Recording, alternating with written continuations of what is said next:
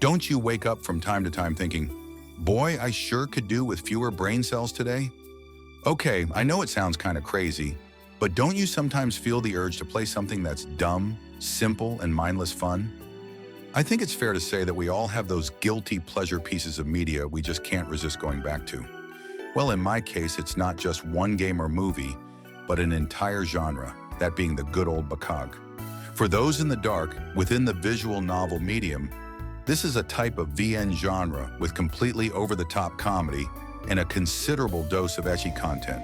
And just like a fly attracted to a tossed burger in the trash, I helplessly found myself playing yet another one of them.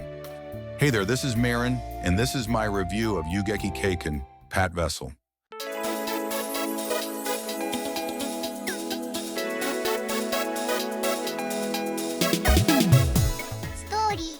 The story begins when the protagonist, Junsaku, who, after graduating from the police academy, the Porous Academy, is assigned to work at the Aozora station, Patvessel. While the name doesn't ring any bells to him, he's eager with anticipation to finally make the first step into this new, long-awaited stage of his life. Little does he know that the future that waits for him is far from ideal. For better or for worse, it doesn't take long for him to come into first contact with the infamous Aozora police station, when the entire police station, which turned out to be one stupidly massive flying airship, welcomes him by landing right in the middle of the street, casually destroying a handful of buildings while at it. It turns out that the chief police officer in charge of the Aozora station is a young girl named Hikari, the daughter of the superintendent general, who appointed her there through sheer, unashamed nepotism. Things don't fare that much better inside the station, as the crew themselves are to a group of misfits. With his hopes and life prospects looking not so great, Junsaku has no choice but to reluctantly carry out his duties as a jet mech pilot. Oh right, this game has mechs instead of police cars. I forgot to mention that. With this being a bakage, it should go without saying that comedy is one of its main focuses. Obviously, humor is something entirely subjective. What one might find hilarious, another might think it's pure cringe. But even then, I think you can look at it from a critical point of view and bring up elements that work or don't work. For me, what makes a good comedy VN stand out is having that comedy displayed on multiple levels. What I mean by this is that for the comedy to avoid becoming monotonous, it needs to have a wide range of different types of jokes, and this is something you can actually see this game doing. On one hand, you have the interactions between the members of the cast, which work great since they all have extremely contrasting personalities. But on top of that, each girl has her own recurring gag that persists throughout the narrative. The game, however, understands that you can't use the same joke over and over and expect it to always be funny. So what it does is use constant variations of these recurring gags. I was particularly fond of Hikari's main joke, where she would always shoot up the headquarters just to release some tension.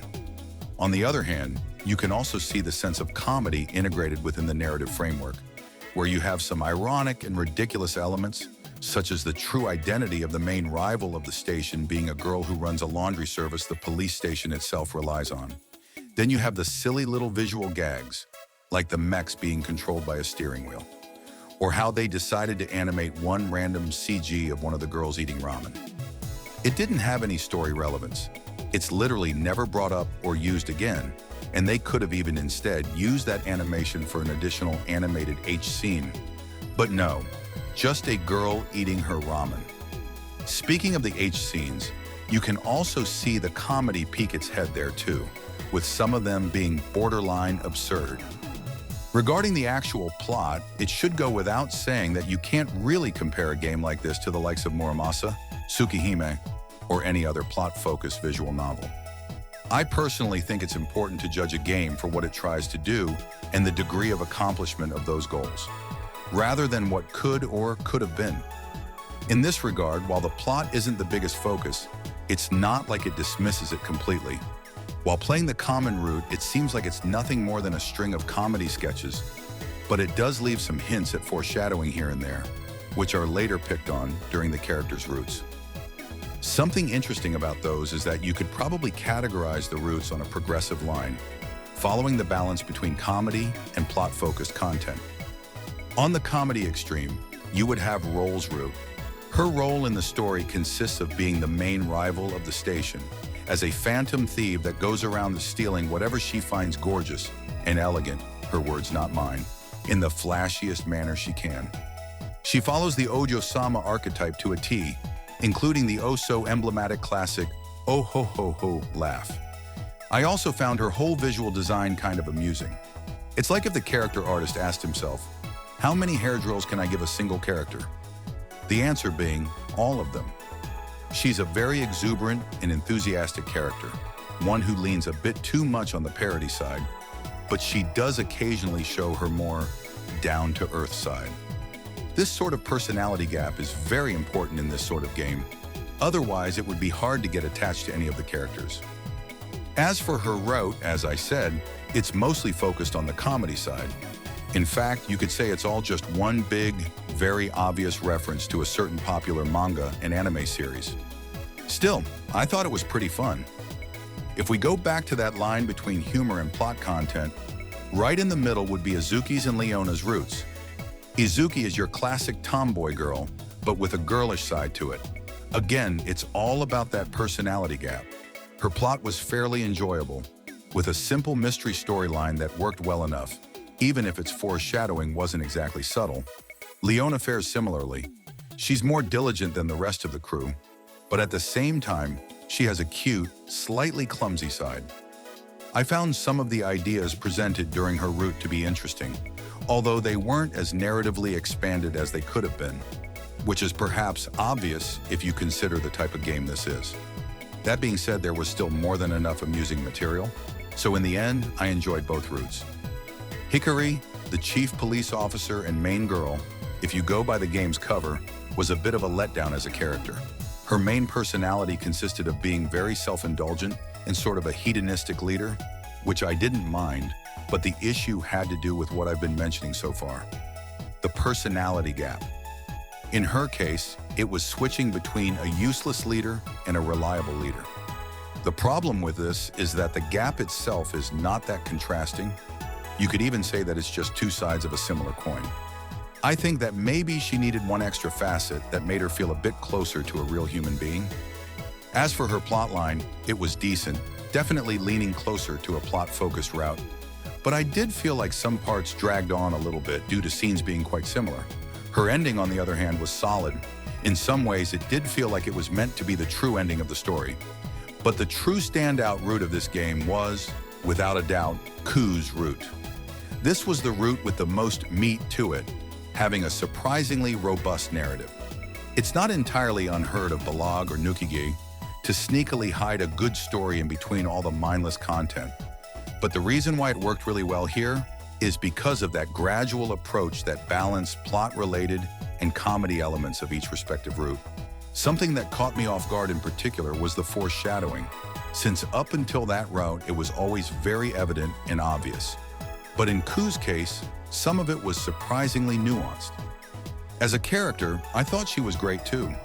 Her flat delivery worked really well at throwing unexpected jokes. My only complaint with her is that perhaps her voice actress wasn't the best suited choice for that role, but she still did a decent job. The side characters were fun too.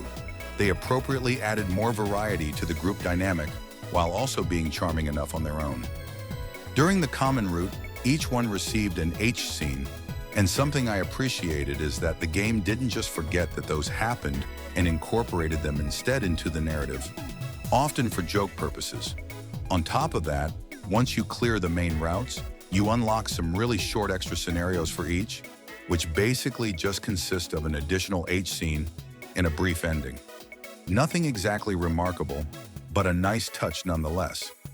It did, however, surprise me that Momochi wasn't one of the main girls. She seemed like a perfect candidate to receive a full route as well, but she also worked well as a support character. As far as the writing, it's nothing special, but it does give the vibe that the writers were just having fun with it. I found it amusing how often the game used emojis for comedic effect. By the way, by emoji, I mean actual emoji, not modern smiley emoji. The game also uses intentional goji, i.e. typos, quite often. For example, instead of Keisatsu-kun, it's Keisai-kun, or Toryu instead of Tokyo. Not exactly clever, but it helps at selling that careless and lighthearted atmosphere. 演出 Regarding the presentation, the game uses the EAGLS engine, which if you have played any squeeze game, you will quickly recognize. To be honest, I'm not entirely sure how much an engine can directly affect the looks and feel of a VN, but it sure felt very similar to something like Doll. In a good way, there are just enough visual effects to keep things engaging, with frequent zoom-ins and expressive symbols on top of the sprites. Although one weird bug that I noticed is that whenever a sprite had a shake effect, the backlog would become unusable. Nothing really major, but just kind of odd. I do have one gripe with the visual presentation, which is that the game reuses some CGs and sprites a bit too often during the battle scenes. I understand action was not the focus of this story, but since those moments were relatively good, I think a bit more visual variety would have made them a lot more entertaining. As far as the audio goes, there's nothing truly worth pointing out. The VAs did a good job, although the music itself was just serviceable. I don't think there was any track that stood out in particular.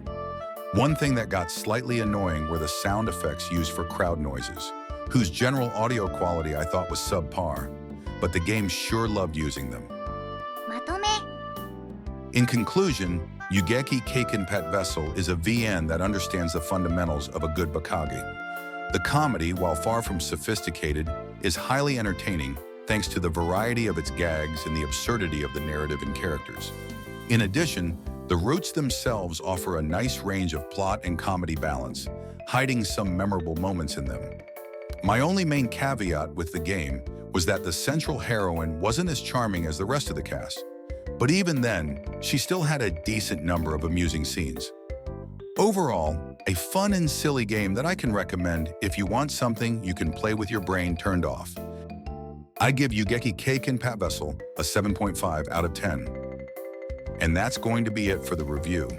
Bakage is a genre that I will always defend, mainly because I'm now tired of the current trend of comedy, where everything needs to be either sarcastic or self-deprecating. I personally much prefer a style of humor that's sincere and earnest, even if that means embracing the dumb side of comedy. Anyway, I'm going to end the video here. As always, thanks for watching. Marrying out.